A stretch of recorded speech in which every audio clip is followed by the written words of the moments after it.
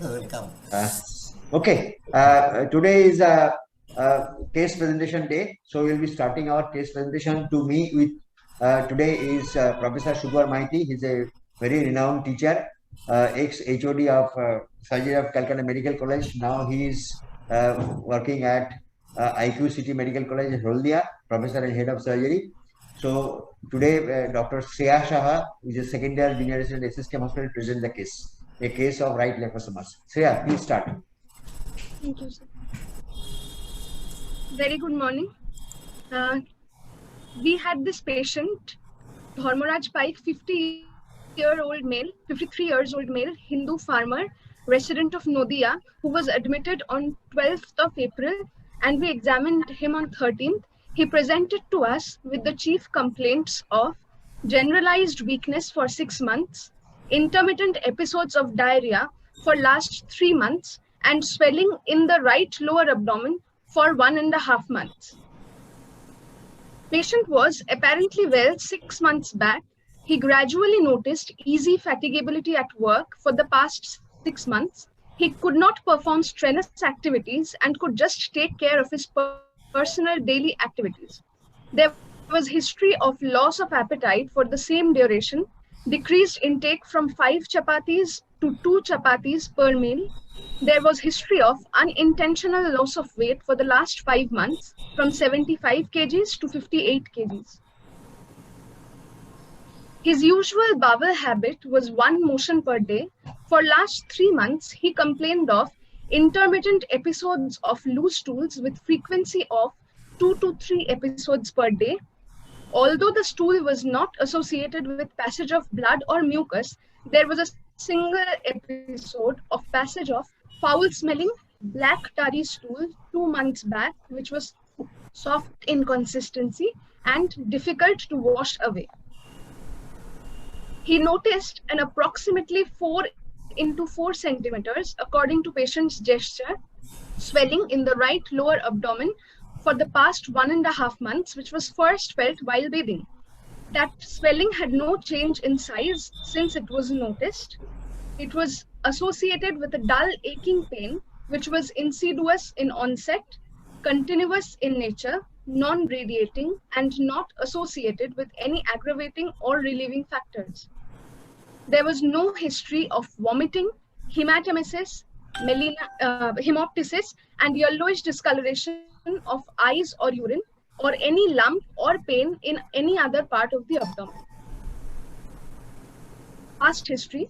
There was no history of any major ailment or surgical intervention in the past, no known comorbidities, no history of pulmonary tuberculosis or intake of ATD or... Yes, sir? No, you can carry on. Some disturbance. No history of pulmonary tuberculosis or intake of ATD or contact to TB. Personal history. The person was married with a live spouse and had 2 children, both of whom were healthy. He belongs to a low socioeconomic class and takes a mixed average Bengali diet. His sleep pattern is normal, appetite has decreased, bowel habits are altered, and bladder habits are also normal. He is a smoker for the last 20 years at the rate of 10 pack years. There is no history of alcohol intake. Family history. His parents have passed away due to natural causes. He has 2 younger siblings, 1 brother and a sister. They don't have any similar disease, and there is no family history of breast, ovarian, uterine, or pancreatic cancer in 2 to 3 generations. Allergy history. No known allergy history to any food or drug. Treatment history. There is history of frequent analgesic intake for past 1.5 months.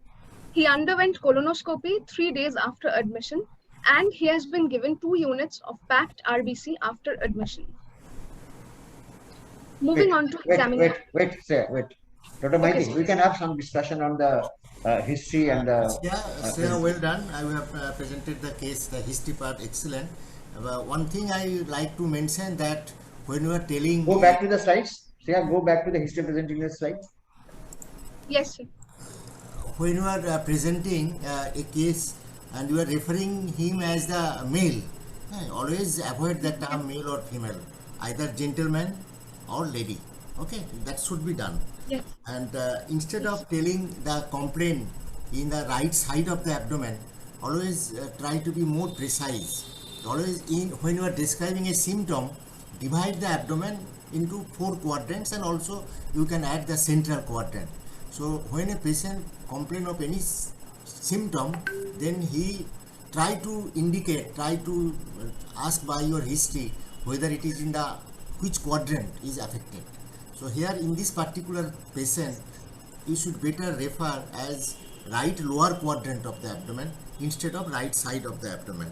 Okay. Yes. And regarding your family history, you have mentioned that there is no history of any malignancy in breast, ovary, and there you have missed probably colonic, the GI malignancies. So as the patient is probably having a GI malignancy and colonic carcinoma is part of that same syndrome, so you have missed that, the colonic. Sir, I have mentioned that there is no similar history in any family member. Similar It is should be, non-specific. it should be there. It is non-specific. You should, as you have specifically mentioned, pancreatic malignancy or breast malignancy, you should be more specific on this particular element, colonic. Okay, otherwise it is very good. And Dr. Saha is, Professor Saha is there. He can also point out some points. Yeah, Shreya, what I say is you will find in some surgical diseases, diagnosis is based solely on the history alone. In some cases, you will not find any positive finding. So if you take this patient history, you have described the presenting history and the abdominal symptoms very nicely. But what do you think at the end of history, it may be the likely disease he is suffering from? If you take your history part. Sir, this is an elderly patient Yes. with a history of generalized weakness, anorexia, unintentional weight loss, history of altered bowel habit, and 1 episode of melena. And so this points more towards some GI malignancy. Good. And So- he is also Yes. Okay, fine. So it's a GI malignancy. So once you have some patient having a suspected GI malignancy, in that case, history also should include whether he has got any metastatic symptoms. What you have mentioned is the abdominal complaints, but patient having a GI malignancy at the onset, at the presentation, he may have some symptoms which suggest metastasis. So in your history, there should be some mention about that you have gone through other systemic history, because even if the patient does not have a metastasis, you should keep in mind that you are assessing the patient as a whole. He's a 60-year gentleman. He may have a cardiac disease. He may have anginal pain. He may be asthmatic. He may be a COPD. So he may have prostatic enlargement.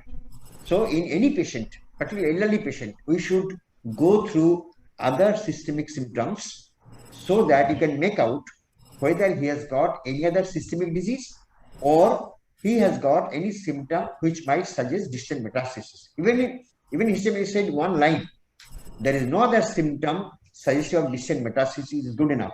In that case, exam might ask you, what symptom you can got to say that patient does not have distant metastasis? Okay, otherwise, your history has covered the abdominal part very well. And always keep in mind that there are some diagnoses which can be arrived at the end of history event. Okay, so we pass on to examination. Shreya, Yes, sir. another point, you have mentioned there is significant change in the bowel habit. Okay, there is often there is loose stool, an alteration of bowel habit, yes, and you are dealing with a pathology in the right half of the colon probably. Is it Yes. your case is a virtual case or a real case? First, I want to know. No, sir, it is a real case. Real case. So, is it so common that there is alteration of bowel habit in right colonic mass? No, sir, Not so common.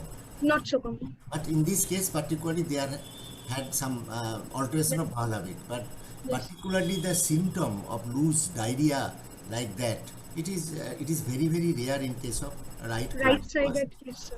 Now, as a PG student, my question is that colonic malignancy may be associated with bleeding per rectum. How common it is? Sir, fresh bleed is more. What is the incidence of bleeding per rectum in colonic malignancy? Either in form of fresh bleeding or little altered bleeding? Yes. Sir, fresh bleed is commoner in case of left-sided colon pathology. Just state to the point answer. What is the incident percentage, approximate? Sir, I don't know the exact percentage. Is it very common, more than 50% or less than 50% of cases? More than half of the cases you will get bleeding per rectum or less than 50%? Sir, in more than 50% cases. No, the common concept is that, the common feeling is that as it is a colonic malignancy, not a rectal malignancy, I am telling. If it is a colonic malignancy, the frequency of bleeding may be common, but that is the cause for delay in diagnosis, remember, particularly the right colonic mass. It is less than 20%. Okay, so as a PG student, we should always remember that also. And regarding your loss of appetite, there is loss of appetite, but regarding the nature of the type of the food, that is it is unnecessary probably. Because you have mentioned chapati, you just can mention that the amount of food he is taking is less, instead of mentioning the exact nature of the food. Okay. In case of gastric malignancy, the protein containing food, the appetite is much reduced for that particular food. But in case of colonic malignancy, there is no specific type of loss of appetite for a particular food. Okay, Professor Saha, continue. Yes. We'll pass on to examination. Okay, sir.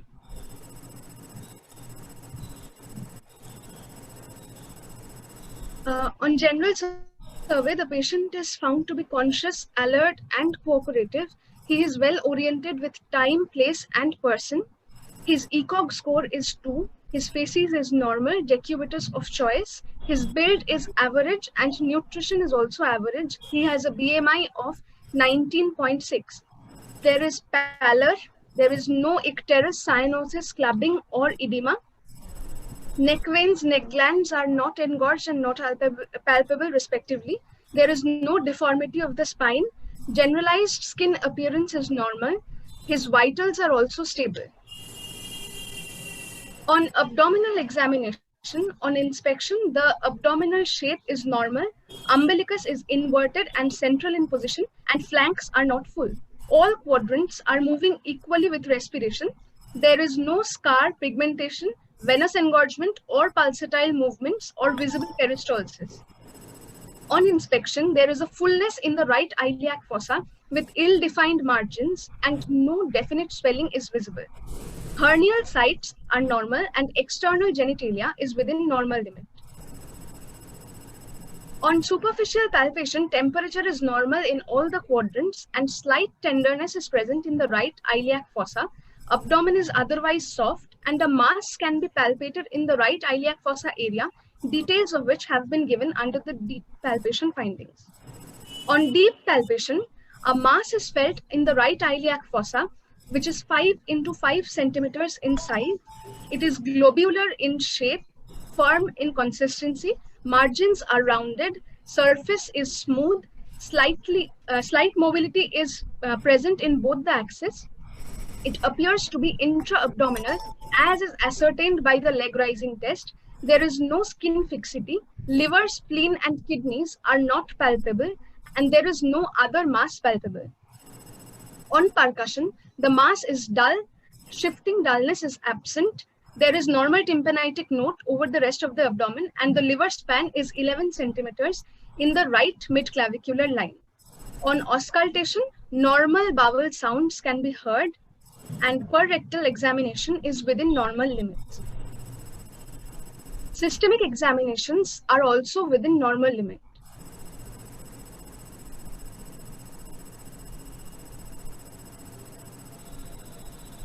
Yes, tell the summary. Yes, sir. This 53 years old gentleman presented with generalized weakness for 6 months associated with altered bowel habit for 3 months in the form of intermittent episodes of diarrhea with 1 episode of melena and a lump in the right lower abdomen for 1.5 months.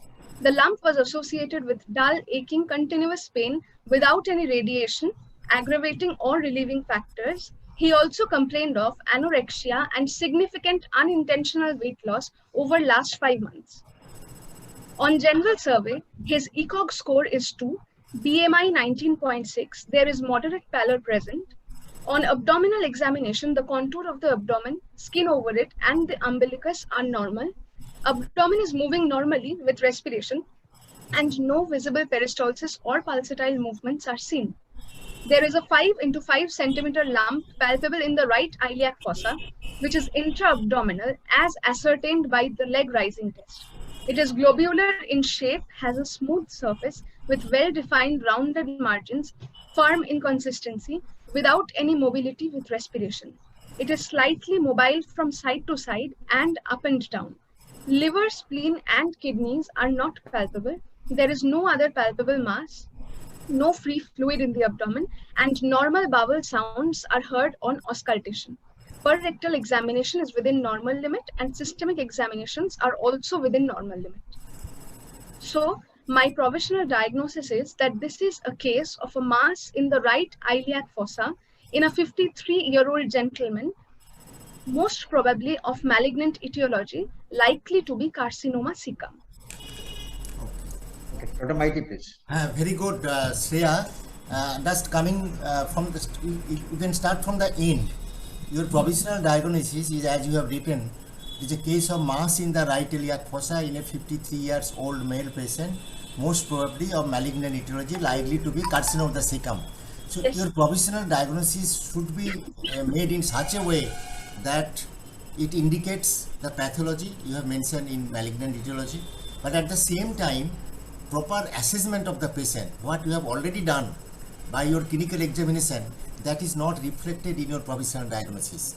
In the way I like to mean that there are not significant comorbidities, there is no comorbidities. That should be represented in your provisional diagnosis. You can write, you can add also without any known comorbidities. That will indicate Okay. that that will help your planning treatment. Okay, so provisional diagnosis should be made in such a way that the further course of your treatment planning regarding investigation, everything, management can be planned. And here you see, instead of writing a mass in the right iliac fossa, you go straight forward. My provisional diagnosis is carcinoma of the cecum in a case in a 53 years old male without any comorbidities and without Okay. any features of metastasis. As Professor Shah has already mentioned, if you without any clinical signs and symptoms of metastasis, by investigation that will be proved. Okay, and in your history part again, you have mentioned that abdomen is moving normally. What do you like to mean by that? Sir, all the quadrants are moving with respiration. Okay, so instead of you can write moving abdomen should always move with normally with respiration, but if you find any abnormality, you just mention that. The actually description like the abdomen is moving normally, instead of telling that, you see during respiratory movement no abnormality noted. Okay, there is no restriction of movement, there was no excess movement, anything like that. And another thing, you have mentioned also there is no movement with respiration. What do you like to mean? That it should move up and down with respiration like that? The swelling is not showing any movement with respiration. You have mentioned. Is it not? Sir, the swelling should not move with respiration if it is in the lower abdomen. If it is still swelling. So as you have already mentioned, it is only a 5 into 5 centimeter globular swelling. Okay, so no need of any description in relation to the respiratory movement. It is superfluous until and unless it is a upper abdominal mass. If you say its movement with respiration present or not, that is superfluous. It should not be mentioned. Okay. And external genitalia. instead of telling within normal limits, I think I will prefer better term will be no abnormality detected. Within normal, instead of telling within normal limit the external genitalia, better term should be no abnormality detected in the external genitalia. Okay, Professor Saha. Okay, sir. Professor Yeah, Saha. come to your summary of history and summary of this.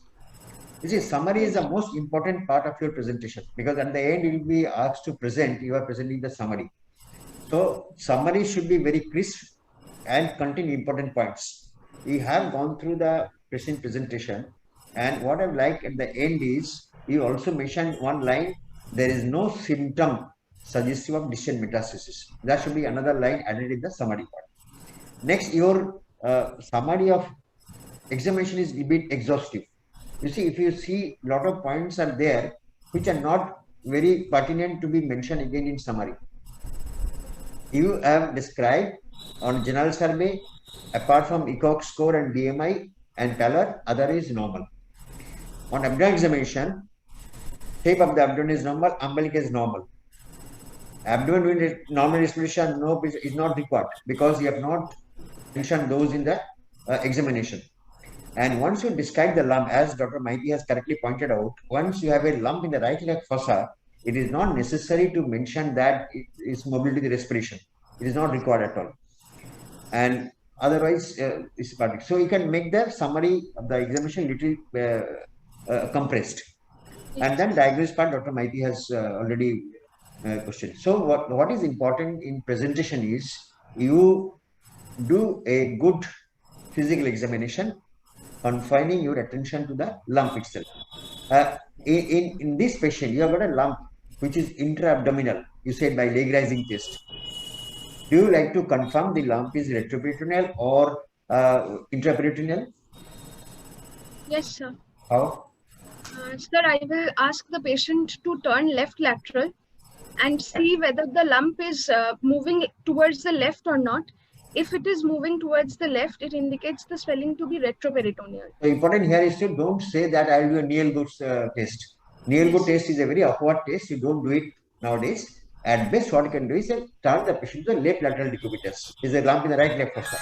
So with the intraperitoneal lump, the lump might move towards the opposite side. So that is a test to differentiate because most of the time this difference will be done on investigation. So it is not necessary to ask the patient to go for a Neil-Good test. That is not required. Don't do this in the exam. Yes. Okay, fine. Dr. Mike, you can go for. Shreya, I am just emphasizing what Professor Saha is telling, that knee elbow test, keep it specifically for the epigastric lump or the central abdominal lump, umbilical lump in the umbilical region, only for the midline swelling, for case of mesenteric cyst, for case of pseudocyst of the pancreas, for case of gastric lump, for differentiation, whether it is a retroperitoneal or intraperitoneal lump, you do it. For any lateral abdominal swelling, including the kidney swelling, no need of performing the knee elbow test. And you have mentioned neck glands. What do you mean by the neck glands here on your GL survey or in your local or your palpation? Sir, this patient could have had positive supraclavicular lymph node swelling. Okay, so when left supraclavicular lymph node swelling. In your general survey, when you are mentioning neck glands, what does the term neck glands mean? Sir, it usually means the cervical lymph nodes. Okay, but when you are describing in relation to the abdominal examination, that means that it is the cervical lymph node. But in the general survey, when you are mentioning the neck glands includes not only the lymph nodes, but also the salivary gland and the thyroid gland. So you can specifically mention that. That does not mean that the carcinoma cecum may have swelling in the thyroid or in the salivary gland, but there may be some associated pathology. Okay, so remember the term neck glands for general survey it is different, and for the abdominal examination when you are doing the abdominal examination that is different. And okay, then you can proceed. So Yeah. what is your provisional diagnosis? Repeat again. Now it's time to justify your diagnosis. You repeat the provisional diagnosis and then you proceed as Professor mentioned, how do you proceed? What is your provisional diagnosis? After the discussion. So my provisional, yes, sir. My provisional diagnosis is a mass in the right iliac fossa in a 53-year-old male patient without any comorbidities, which is probably of malignant etiology and likely to be carcinoma cecum, See again, I like to and with point one any thing. evidence of clinical features of metastasis also. Yes, you try to understand. The examiner has given you a lead earlier that he likes the diagnosis made in this way. So mold yourself, because examiner has already said the diagnosis should be presented like this. So stick to the examiner attitude. You say there is a case of carcinoma cecum in a 53-year-old gentleman with without any evidence of distant metastasis, without any no comorbidities. So try to modulate yourself with the examiner wish, because that is important. Sometimes examiner says something, don't try to refute that. So stick to the examiner's view also. Sia, Yes, Dr. Maiti. Sia, you have examined the umbilicus. Is there any importance of examining the umbilicus very carefully in case of suspected malignancy in abdomen, particularly colonic malignancy? Yes, so we can find Sister Mary Joseph nodules, which may indicate metastasis through the falciform ligament to the umbilicus in this case. Okay, thank you.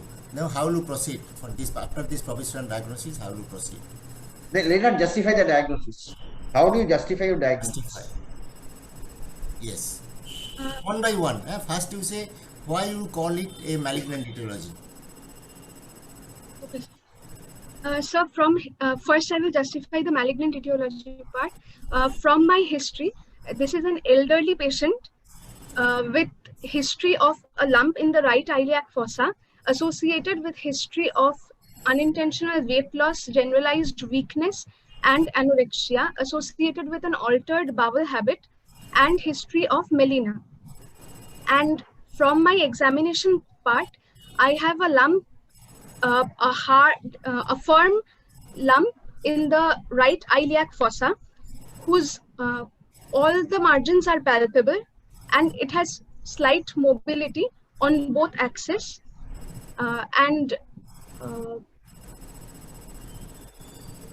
it is intraperitoneal as found on leg rising test. No. So Okay, Shreya, already you have mentioned the important points. Already it has been said. So don't make it elaborate.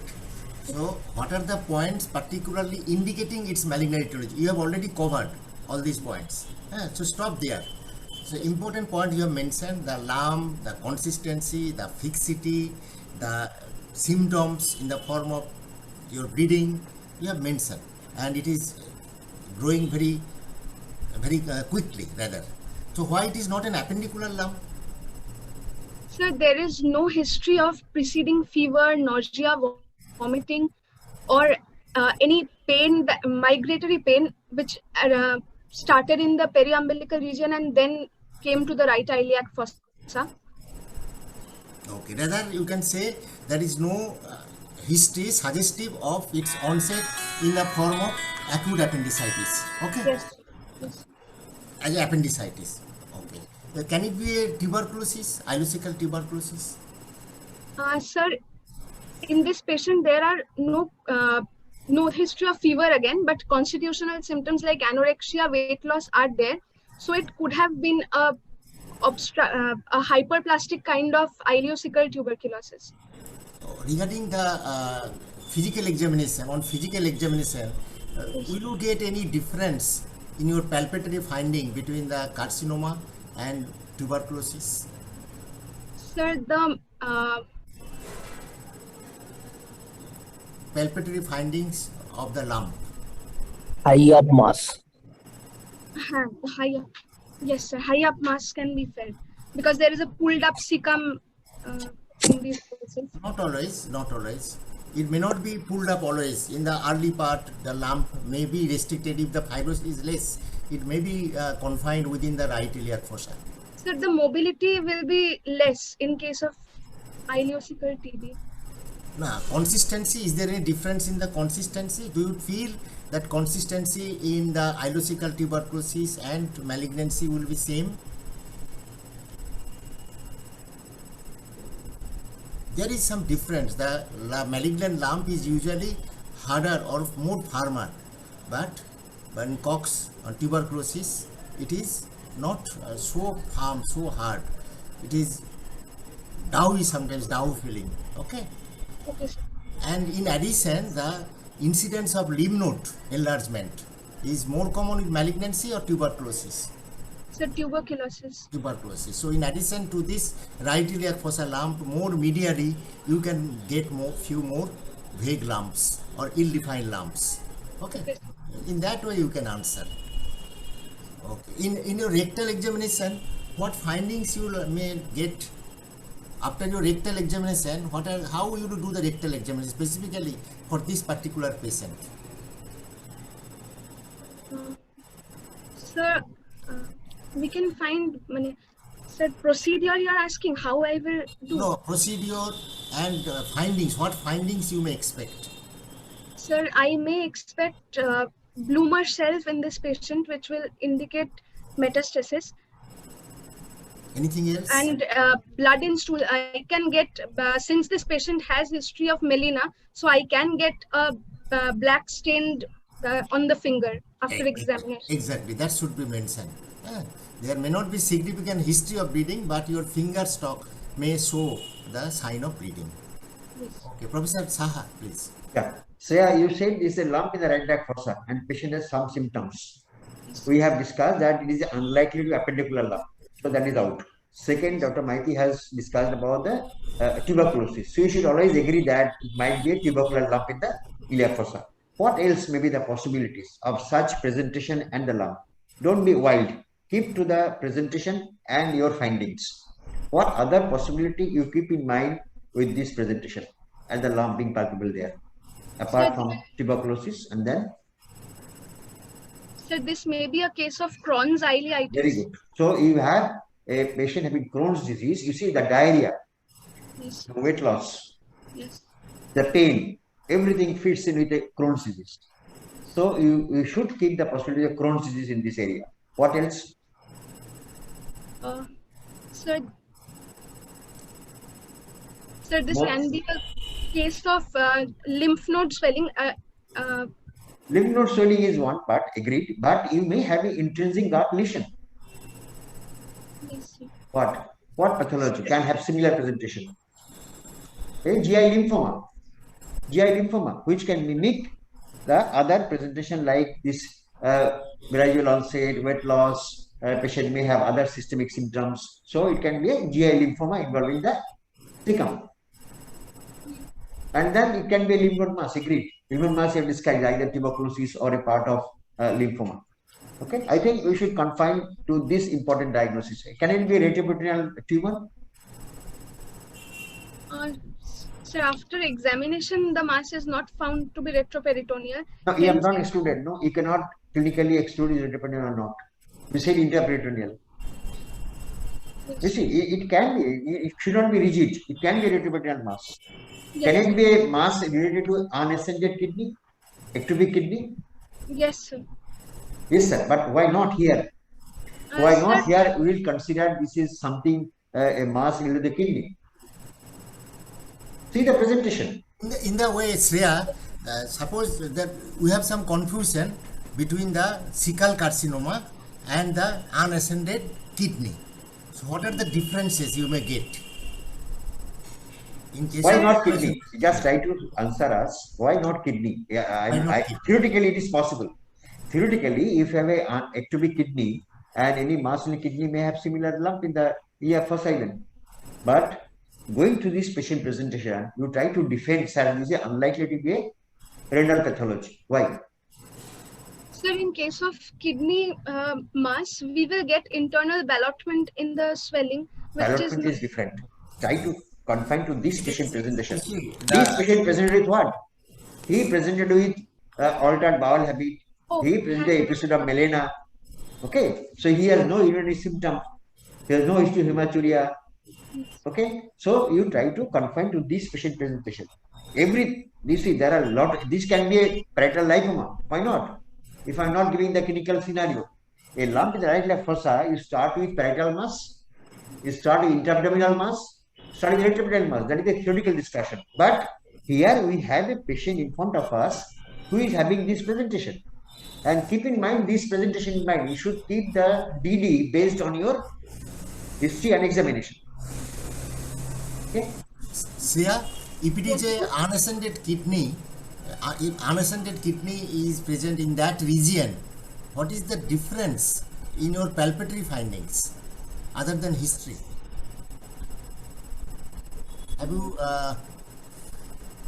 rather I am just telling it that in case of unascended kidney, you see that will ascend along the course of ureter. And if you think about the course of the ureter, you find that the position of the kidney lump will be more medial. It will follow near the tips of the transverse process and the sacroiliac joint. Okay, so a renal lump, unascended kidney, will be more medially situated. That will be very close to the umbilicus. Okay, not like that in case of carcinoma of the cecum, which is more laterally placed. Okay, then proceed. So regarding your comorbidities, you have mentioned malignant etiology. You have well explained that more probably it is a malignant one. Then how will you investigate this patient? Sir, I will perform. Yes, how Sir, will you I invest- will perform investigation first. Sorry, sir. Sir, I will perform investigation first to diagnose my case, then to stage the disease, and then to proceed further with the management. So first, to confirm my diagnosis, I will perform a colonoscopy in this patient and colonoscopy guided biopsy. And then to stage the disease, I will perform digital chest X-ray, CT scan of abdomen and pelvis and thorax, and serum CEA. And then for taking the patient for further management, that is for surgical management, I will do all the routine blood investigations and ECG and echocardiography. Those tests will be done. Shreya, liver function test you should mention also. Okay, sir. Because though it may not indicate the liver metastasis, but theoretically, these students should mention about liver function test, and that will indicate some way whether metastasis may be present in the liver or not. Is there any scope of doing ultrasonography in this particular case? Yes. Very Yes, sir. Ultrasonography can be done as an extension of clinical examination. That will help us to find whether the lump, the possible place from where the lump is arising, as well as it will tell us about any ascites if present, or any lymph nodes which are present, or any liver nodules if they are present. Shreya, what I preferred was Dr. Maiti has asked the question, but you should always keep in mind that ultrasound now is an investigation which is done in the bedside by surgical residents, and you should use this facility to say that, sir, I will do ultrasonography as part of extension of my clinical examination. So defend yourself that ultrasound is not a good investigation for GI mass evaluation, but ultrasound can be a extension of your clinical examination, and you can have this indirect evidences. We have possibility of kidney lump, but ultrasound shows kidney is a normal location, so that is out. Ultrasound can assess whether the patient has got gross ascites or not. Yes. Ultrasound can assess patient has got any liver metastasis. Ultrasound can assess any lymph node enlargement in the abdomen. So ultrasound is to be mentioned not as confirming the diagnosis, but as an extension of clinical examination. You said you will do colonoscopy. Why do you need a colonoscopy in this patient? So colonoscopy. What is the importance of having a colonoscopy in a patient who has got a right colonic mass? Sir, number one, we can see the mass itself and take biopsy if we perform colonoscopy. Number two, we can see if there are polyps in the other parts of the colon, or there are any other any other lumps in the colon, or any other pathology like Crohn's can also be, show us ulcers and cobblestone appearance. Can you find any synchronous cancer in the other part of the colon? Yes, sir. Any other lumps, any other primary, that can also That be. is the importance of having a colonoscopy. Full length colonoscopy is required to exclude other diseases and also to have a good assessment of the pathology you are dealing with. And it can exclude a symptom because the management will vary. once you find this pathology in the colon, the management will be different. Dr. Mike, please. Dr. Shreya, tell me what are the conditions in which on colonoscopy you may find the polyps as well as a tumor malignancy in the cecum? Sir, familial adenomatous polyposis, then Lynch syndrome, which is hereditary non-polyposis coli syndrome, and then in I'm case waiting of for another answer. Sir Another Cowden, No, Sir. ulcerative colitis. You must oh, also mention. ulcerative colitis. Okay, so you may get pseudo polyps also there. Okay, and then tell me, suppose in this particular patient, for some reason or others, you refer the patient to the gastroenterology department and they fail to negotiate the endoscope up to the cecum. In 2 or 3 attempts they fail. Then what will you do? Sir, we can do CT enterography, that is a 3D reconstruction of the bowel from the colon from CT images, Okay, which but can will it give the specific or give the specific or histopathological or the cell diagnosis? no histopathological diagnosis won't be You able. have to prove that. So without a colonoscopic biopsy, what are the alternatives? If it fails anyhow, and a lump is palpable, for a palpable lump, I am asking for a palpable lump. So we can go for USG guided or CT guided true cut core needle biopsy from the Not true lump. cut. Never say true cut. For a colonic for a intestinal mass, never say true cut. You are allowed to do FNAC. Yes, Okay. definitely. And you restrict the needle size up to 22. That should not be wider than that. If you can restrict the needle size up to 22, and if it is sometimes even without USG guidance, you can do that if it is palpable. And if USG is available, then USG guided will be better. Okay. And is there any role of barium contrast study for this particular case? Will you mention it or not? Sir, due to the advent of CT nowadays, we are doing less number of barium studies. It is only done for educational purposes. That is why I did not mention. Yes, you should not mention. We are just emphasizing that it should not be mentioned particularly in this particular patient.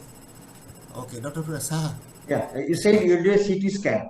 How Yes. does the CT scan will help you in staging the disease? How is the disease staged and how CT scan is going to help you to stage the disease? Sir, CT scan will help us by showing the tumor, how far it is invaginating, whether it is going into other adjacent organs or not, involving other adjacent organs, whether there So are any. CT is for T staging. T Yes. staging will be depending on the relative invasion of the different walls of the intestine, number one, and involvement of the extra intestinal structures. Second is end staging. Can CT help? Sir, it can show us lymph nodes. Yes. Then what about M? Yes, sir, it can show us liver nodules or ascites as well. and omental deposits, Yes, sir. Omental deposits. large pelvic than- nodules, pelvic Yes, deposits, yes. pelvic deposits. So CT is a very good investigation to assess the T, the N, and the M. So what are the different T staging for colonic cancers? Sir, How do you say what T is this? sir, should I say the entire?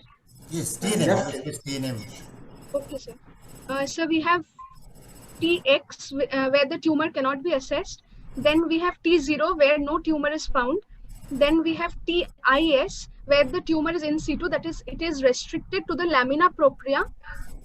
Then we have T1 where the tumor extends to the submucosa of the colon, and T2 where the tumor extends beyond the submucosa to the muscularis propria, and T3 where the tumor extends to non-peritonealized colonic surface, and T4A it involves the visceral peritoneum, and T4B where it directly invades into surrounding structures.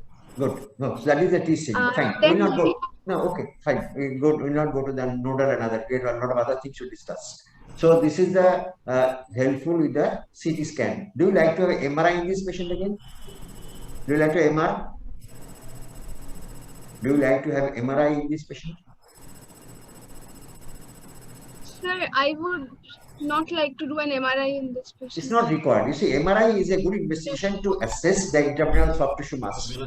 But if you have a good quality CT scan based on your clinical findings, a MRI may not be a very essential investigation in this patient. You said you will do CEA. How CEA helps in this patient? How is CEA helpful? Sir, CEA done preoperatively, if it indicates a normal value, then it will help us in prognostication, as in after surgery also, if the values show a rise, then we can think about recurrence or residual disease. And if a patient has increased CEA from before only, then it points more towards an invasive or metastatic disease. And it helps in planning future course of management as well. Can CA be elevated in some benign conditions? Yes, sir, it can be Like- elevated. Yes, sir, it can be elevated in liver disease, chronic liver disease, and pancreatic disease as well. What else? Um, Chronic liver disease like cirrhosis, Chronic- pancreatitis, yes, sir, chronic renal failure patients. and in smokers.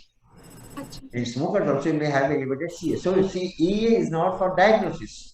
Keep in mind that CA is not for diagnosis. CA, baseline CA may help to understand whether the patient has got, if you have very high CA, that might indicate metastatic disease. And CA is very important for prognostication and subsequent follow-up.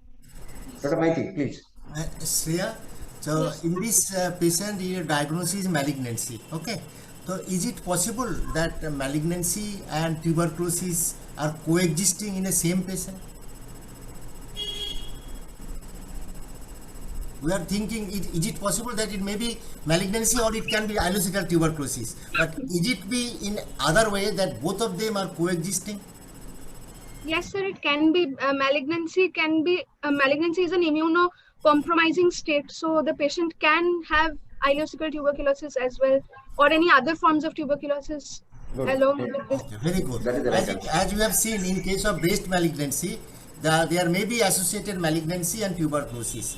Okay, in case of chronic malignancy and in gastric malignancy, sometimes in the era of HIV, where there is many of the patient having tuberculosis, HIV, that is immunocompromised state. In that case, the malignancy may have associated your tuberculosis, particularly if it is a lymphoma of the cecum, there may be associated tuberculosis. And if you study then tuberculosis, then you will also study for the HIV, whether it is present or not. Okay, so then how will you proceed? So we have only 10 minutes left. We can proceed for the after this investigation, many investigations. Suppose it is by investigation it is proved to be localized in the cecum without any distal metastasis. How will you manage this patient? How will you plan the management? Sir, I will take up this patient for upfront surgery for right hemicolectomy, and previously, prior to that, I will prepare the patient, since the patient has got pallor and a low hemoglobin. So I will give blood transfusion. If the patient has low albumin, I will prepare the patient so that he has adequate albumin level, serum albumin level, and then I. Okay, I know you will tell everything. Then tell me, when you have studied the CT scan, you would have a CT scan or CECT? Sir, contrast enhanced CT scan. CT. During contrast enhanced CT, looking at the report, will you look for anything, any finding, so that will help you in your operative planning or the avoid complication in the operation? What thing you note in the Yes, CT sir. scan? What is that? Sir, I will look for any invasion into the ureter or into the gonadal vessels or into the duodenum, because that will help us assess the operability, resectability of the tumor. Fine. So that is very important. So if you find that it is very close to the ureter, and there is chance of invasion to the adventitia of the ureter, what will you do? What precaution you will take? Do you need any help from other? Preoperatively, I will. Yes, tell. Continue. Yes, sir. Preoperatively, I will send the patient to urology so that the patient has DJ stenting done, so that intraoperatively we have ease in making out which one the ureter is. Without stenting, is there any modern recent advancement so that the identification becomes very easy during operation? Even I without don't- palpation, you can see. Even without don't- palpation, you can see the ureter. Instead of palpating the stent, you can see the ureter. You can press fluorescent stent. Okay. So if it is a fluorescent type, then you will see there is lighting within the ureter, and you can identify it. Okay. Then what is your planning? Sir, in this patient, I will go for right hemicolectomy. Right hemicolectomy. What are the things excised in right hemicolectomy? The terminal 10 centimeters of the ileum with appendix, cecum, ascending colon, and hepatic flexure, and right 2/3 of the transverse colon. So what are the vessels ligated for this right hemicolectomy? So we ligate the ileocolic vessel, the right colic vessel, and the right branch of the middle colic vessel. So you have mentioned already that what are the structures you have to take care to protect them. Okay. Then what is Turnbull's technique? Sir, when we do tumor handling during surgery, there is chance of micrometastasis. So in Turnbull technique, we first tie the vessels from their origin, and then we come to the tumor handling, so that the micrometastasis is prevented. This is done in open surgery also, and it is done routinely in case of laparoscopic surgery, where fallback of the colon is usually a technical difficulty. Okay, Professor Saha. Yes. Professor Saha. Shreya, you said you remove these structures, but you have not mentioned another important structure you remove along with the specimen. Sir, lymph nodes along the vessels. Yes, That we and remove. what else? If you do a right hemicolectomy, I say the operation starts in the stomach. If you are doing right hemicolectomy, the operation starts in the stomach.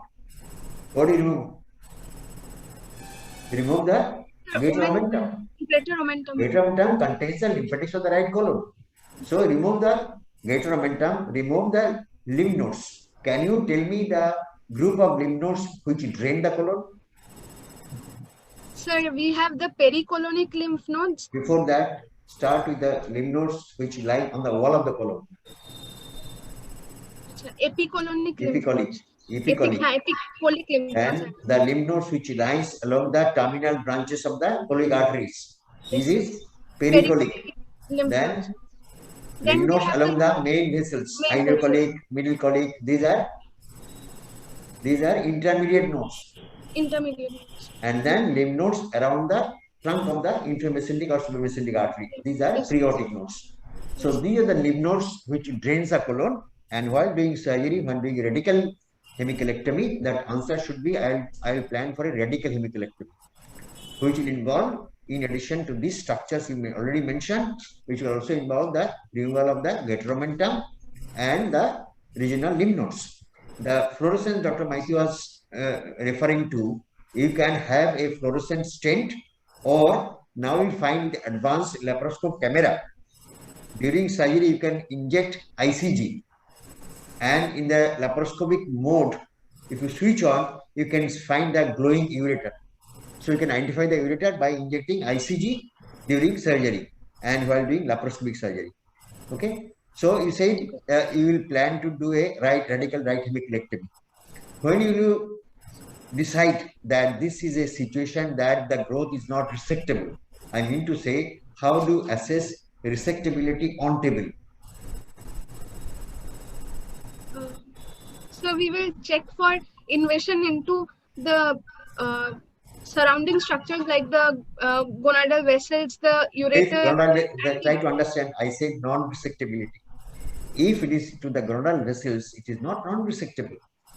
At this level, you can jolly well tie that. You tell me the points which will indicate non-resectability.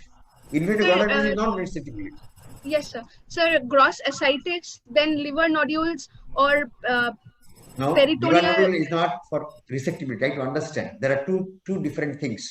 One is curative resection. If you have Divan nodule, it's not a curative resection. But there is a term called resectability.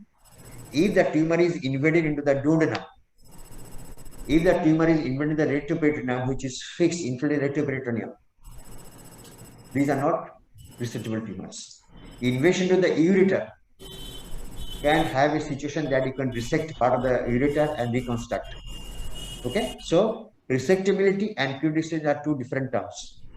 Okay, Dr. Maiti, please. Shreya, now tell us, so clinically you can assess the tumor as irresectable. Clinically and by investigation that can be proved. Suppose you find it is clinically and by investigation it appears to be resectable. It is a mobile mass without any fixity. Now tell us what is the role of preoperative or neoadjuvant therapy for chronic mass, for the carcinoma cecum. Is there any scope of neoadjuvant therapy in resectable or unresectable cases? Sir, in resectable cases, we will go for upfront surgery Yes. because, and in cases, unresectable cases, we can plan primary chemotherapy. Neoadjuvant chemotherapy in case of colon is known as primary chemotherapy. And then subsequently after that, we can proceed for surgery if the tumor is well localized. In stage 3 and in stage 2 and stage 3 diseases of colon carcinoma, there is role for chemotherapy with 5-fluorouracil and leucovorin and capecitabine Okay, or oxaliplatin. what are the different chemotherapeutic groups which are preferred for chronic malignancy? Commonly followed anti-malignant drugs, chemotherapeutic agents. Sir, Bolo? Sir, Folfox and Folfiri. Okay, fine. Sir, 5-fluorouracil. Okay, good, very good. Then suppose it is a Sir, malignant do I tumor, elaborate that? malignant tumor with metastasis in the liver. Okay, how to assess the metastasis in the liver and how to proceed? A malignant cecal mass with metastasis in the liver. Then how to assess the metastasis in the liver and your plan of treatment for the metastasis. Metastasis in the liver. I am specifying. Shreya, you are not audible now. Sir, initial assessment can. Yes. Yes. Somehow the audio. Sir, am I audible? Yes, now you are audible. Okay. Sir, primary assessment. Sir, primary assessment can be done from CT scan, where we can see liver nodule. Already If you have it is mentioned- single, already- during exploratory yes. laparotomy, I'm if we correcting. find a single nodule on the liver, we can do metastatic. So we can do metastatectomy at that time if it is a single nodule, and if there are multiple nodules in one lobe or one segment of the liver, then we can take the patient for primary chemotherapy or adjuvant chemotherapy, and then we can subsequently resect that lobe of liver. Okay, suppose there are multiple metastases in both the lobes and there is a huge lump, T4 lump in the cecum. What will you do? On the operation table, you find there are multiple mets in the Sir, liver. since palliation is Bolo, you are not audible now. Stage sir, 4 since disease, sir. palliation is the best This is stage 4 disease. treatment. Yeah. Stage 4 disease. Treatment for stage 4 disease. Yes, sir. I will go for palliative surgery. I will go for palliative resection of the tumor because palliation is the best Way of treatment treatment. in Okay, case of so metastatic we want tumors as well, palliative. and We then want- go for chemotherapy. We have understood. Your time is now limited. Suppose, Shreya, this is a case of advanced cecal malignancy without liver metastasis, but there is multiple peritoneal mets with ascites. With significant ascites, multiple peritoneal mets, and there is huge cecal mass. That is mobile cecal mass. What will you do? ascites with cecal mass and proved metastasis. Ascites is due to metastasis, not due to hypoproteinemia or malnutrition. What will you do?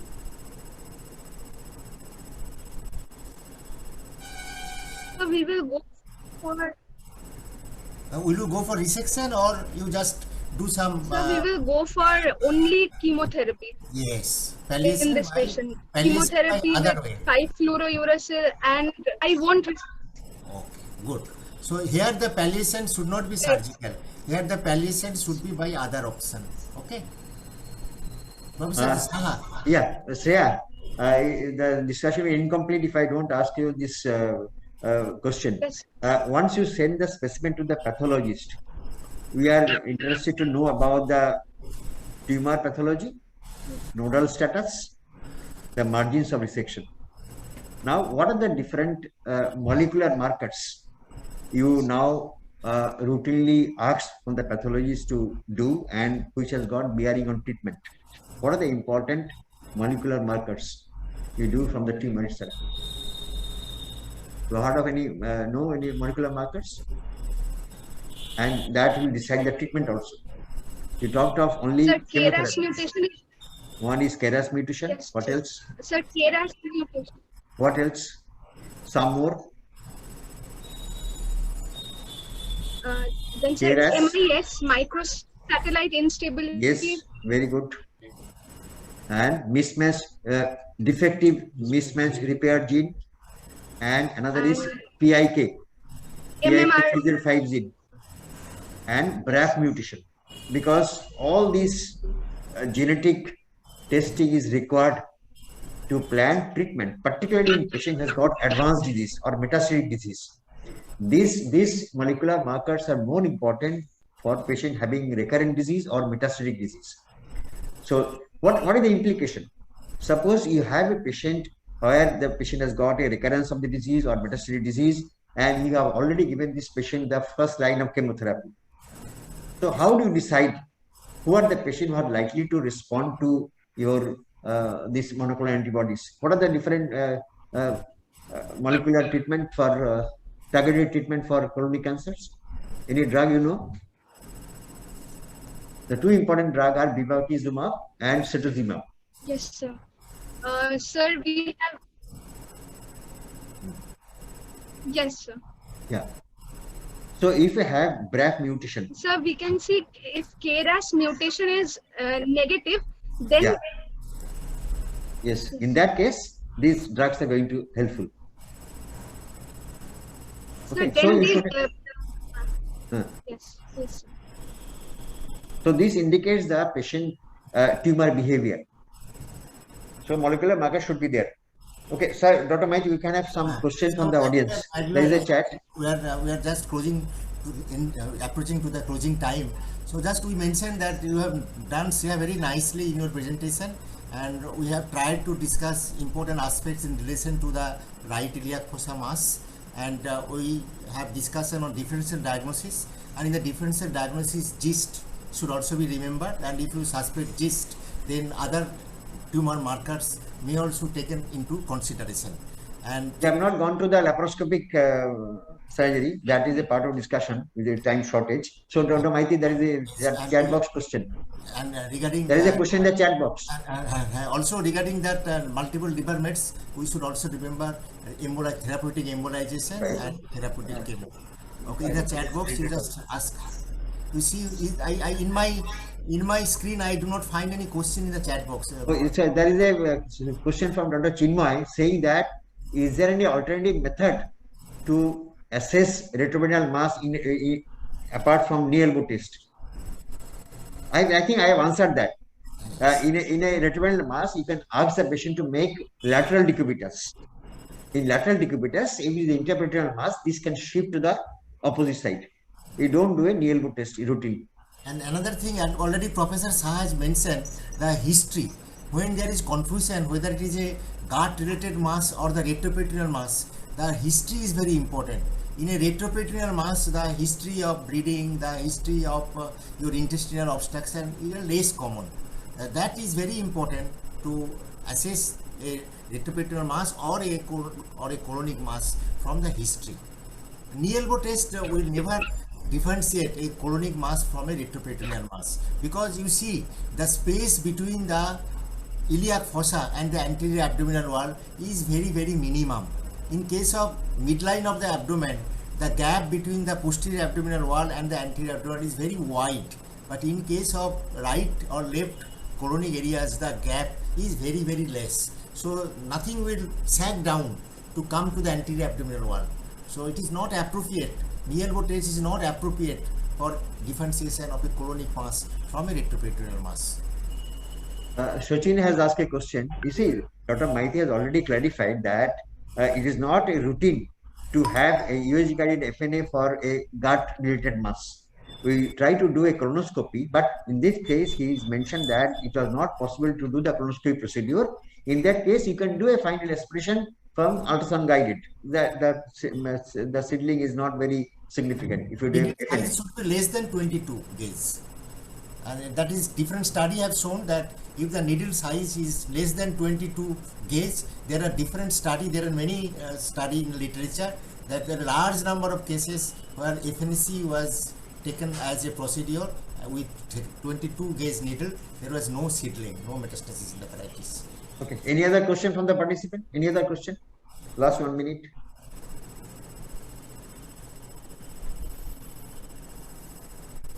Okay. If not, thank you, Dr. Maiti, for your valuable time. So we'll meet next on Thursday. Thank you all, Professor Saha, Professor Kea, and all the participants in the audience. There are so many, and I thank you again. Thank you, sir. Thank you, sir. Good presentation. Good.